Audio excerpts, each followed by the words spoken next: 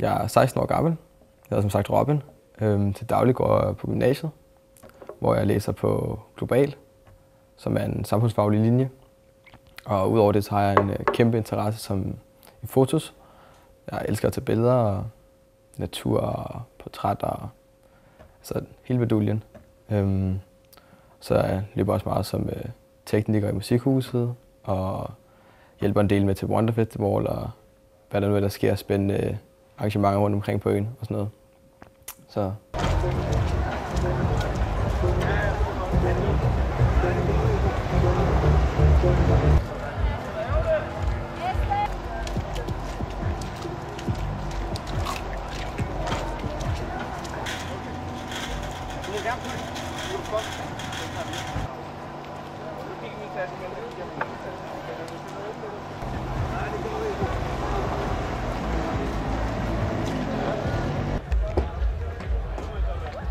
At man bare lige går rundt lige nu, bare lige for at orientere mig, eller hvad man skal sige. Man har lige sådan et overblik over, hvad der sker. Det er første gang i aften, når folk har sat telt op og sådan noget, det begynder sådan at rigtig gå løs.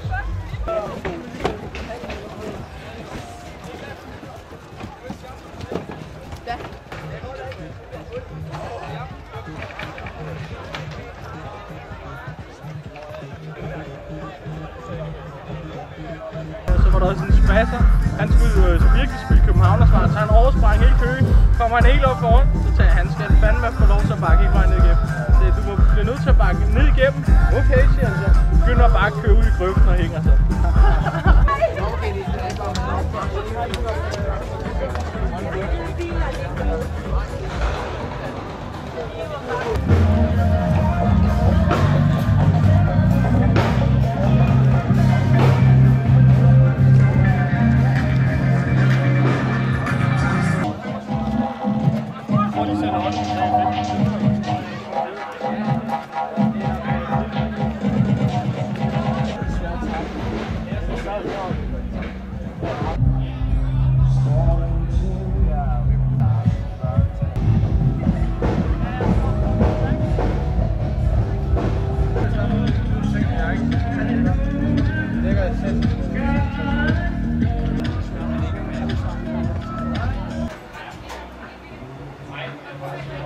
Ja, mange tak. Tak.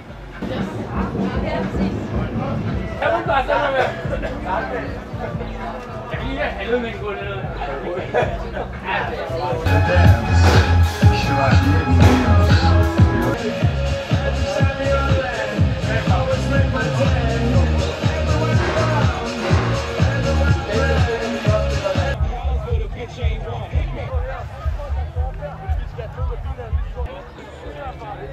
Gå bare Jesus fødselsdag, hurra, hurra, hurra, han sikrer sig igennem for som han har ønsket sig, jo, med dejlig chokolade og kære. Skål! Skål! Tillykke. Og gider det mål! Så giver han nok Og en lille, så tror jeg nok en lille, måske det bliver en stor. Det der skal ske nu, det er, at vi skal simpelthen have rykket vores hegn lidt tilbage, fordi der er simpelthen ikke plads nok på vores teltplads til alle de telt, der kommer. Det er jo en positiv ting, kan man sige. Så lige nu der sidder vi bare og venter på, at der kommer en tovholder, eller hvad man skal sige, som styrer det show her. Og så skal vi ellers bare rykke hegnet x antal meter tilbage. Jeg ved ikke lige, hvad de beslutter sig, hvor mange meter der, men det vi venter på lige nu.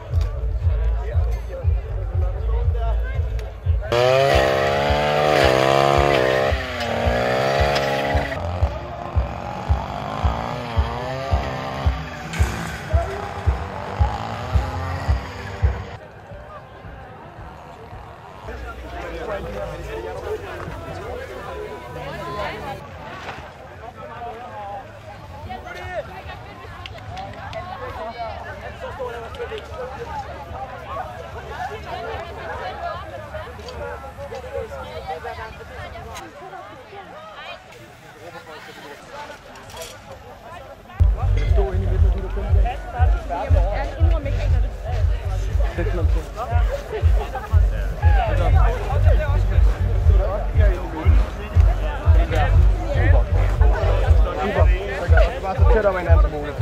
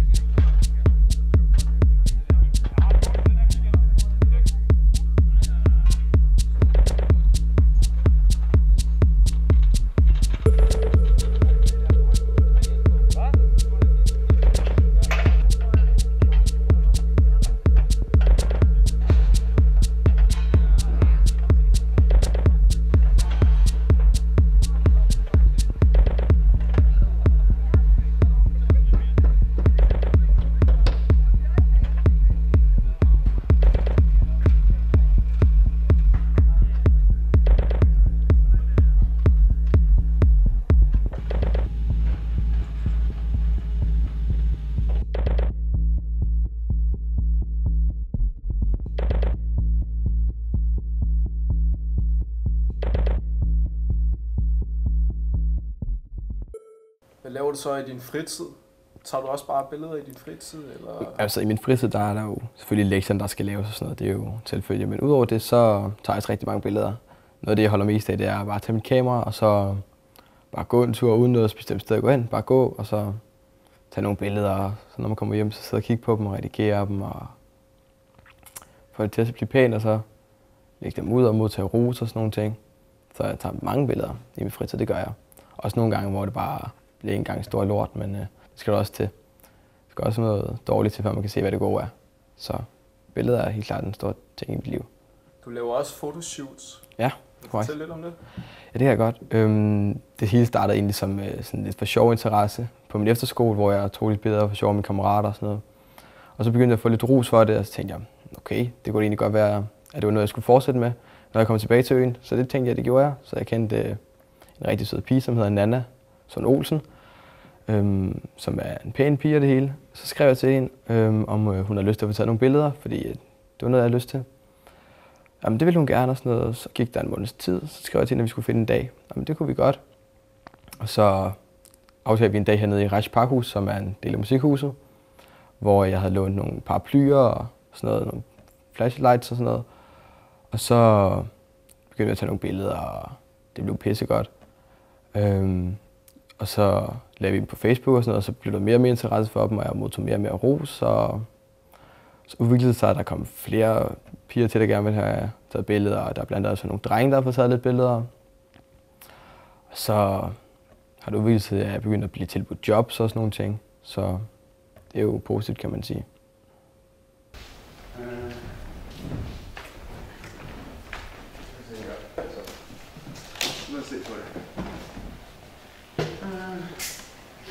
Hvor skal du stå? Det ved jeg ikke. Det kan være en på, at det kommer til at ud. Ja. Philip. Så er det faktisk okay. 21, tror jeg. 2 sekunder, så skal vi til det. Det er nok. Vi skal bare have lidt på en eller anden måde noget lys på ansigtet, for der er meget mørkt lige. Ja, det kommer. Det er bare det der. Jamen ellers så er det mega fedt, så kan jeg rigtig godt lide det. Det er sådan kun lige stille og roligt. Der er ikke for meget knald på, det skal der ikke være. Ikke for mange pangfarver, det gider jeg ikke.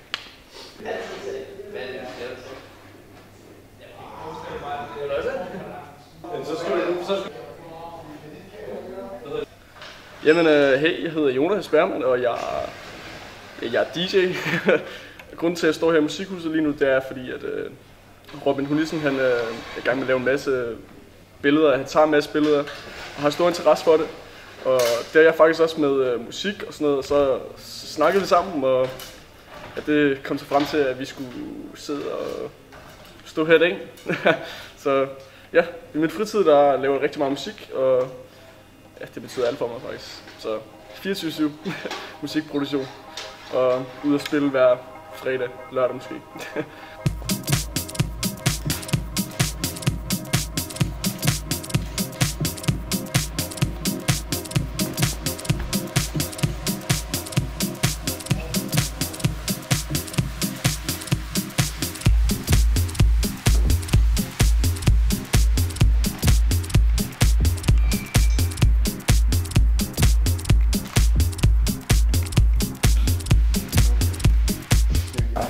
Måske også bare noget sådan mere cool, sådan simpelt. Ikke noget, hvor bare står.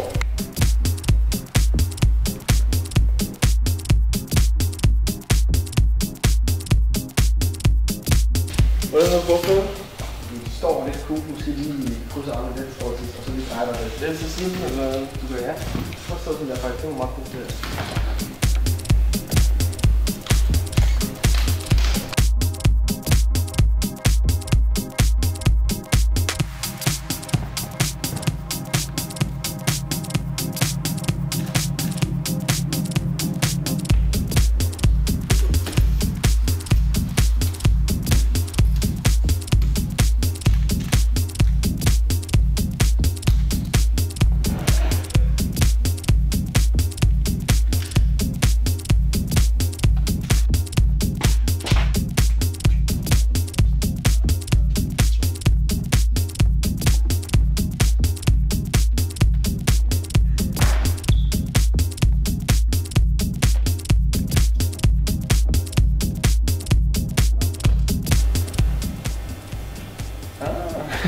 Til mange ledninger det. Ja. Jeg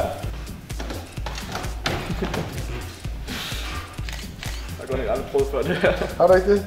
Nej, det tror jeg ikke. Det er de færreste mennesker, der prøver at spise til Ja, det tror jeg også.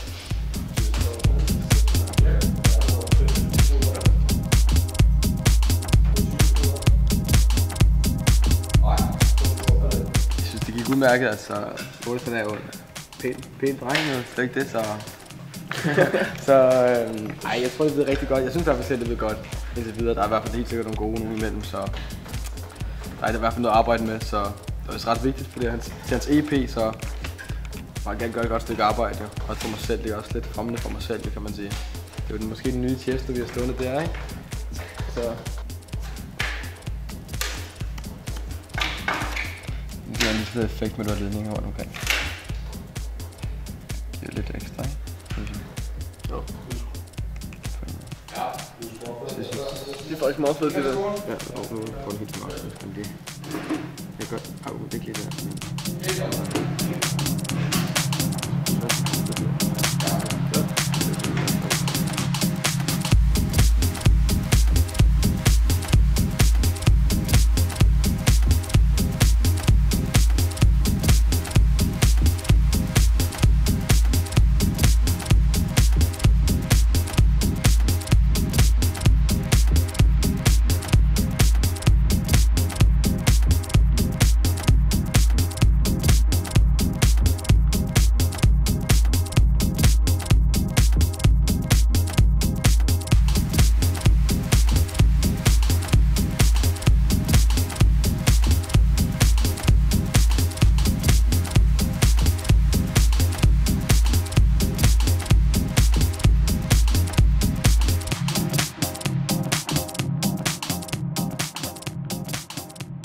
Det, der skal ske i dag, det er, at Senja, som sidder her, hun skal tage nogle billeder.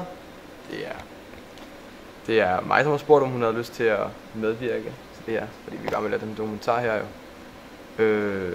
Og lige nu der venter vi på en, som skal komme med en slange, altså sådan en levende slange, som skal være med på billederne. Han er her i om 20 minutter eller sådan noget, fordi han blev lidt forsinket, så indtil da så sidder vi bare lige og tjekker noget lys og sådan nogle ting, og lige få det lidt på plads, hvad vi vil gerne vil med det her setup her.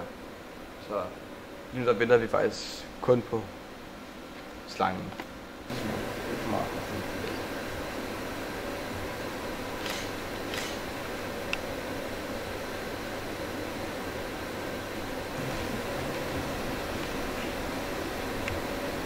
Har du noget, så du sådan kan blive mere mørk under øjnene? Ja. Prøv at se det på. Prøv bare ligesom sidst. Du må også gerne, hvis du bare prøver dig frem. Altså sådan, det er meget sådan, hos mig der leger med meget. Ja. Så jeg finder noget godt, ikke? Skide godt.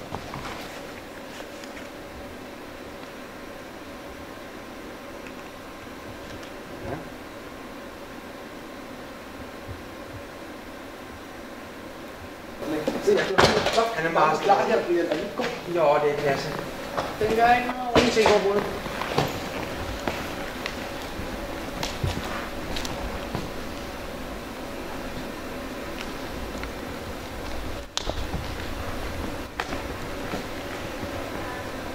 Bare tage et fat længere ned. Gør ingenting. Bare på stedet. Så tag armen lidt frem en gang, så får vi se, om vi får til at... Hvis den ligger sådan inde i håndfladen. Hvis du tager dine fingre, den der fejl, lige op sådan her, så næsten styrer ham lidt. Ja, sådan der, og så bare... Det går for sindssygt, det der. Og prøv at strække armen lidt frem igen, så skal jeg nok prøve at se ret ham en gang. Og lige kontrollere sådan der, så du styrer ham, så du næsten styrer ham lidt. Så er det på hovedet går opad. Ja. Jeg skal lige få mig til det. Så lige presse med fingrene, så han går opad, eller vende ham eller noget.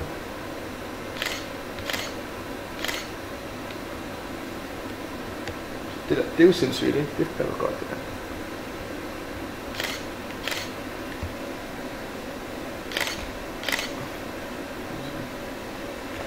Det er godt. Det er lidt mere.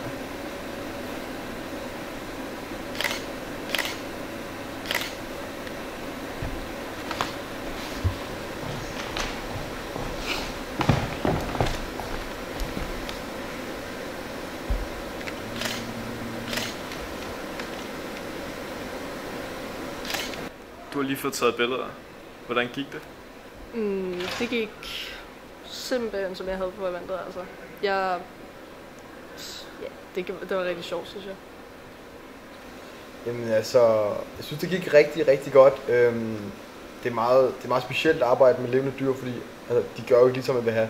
Det er ikke, altså, man kan jo ikke rigtig kommunikere med dem, så man kan med et menneske for eksempel.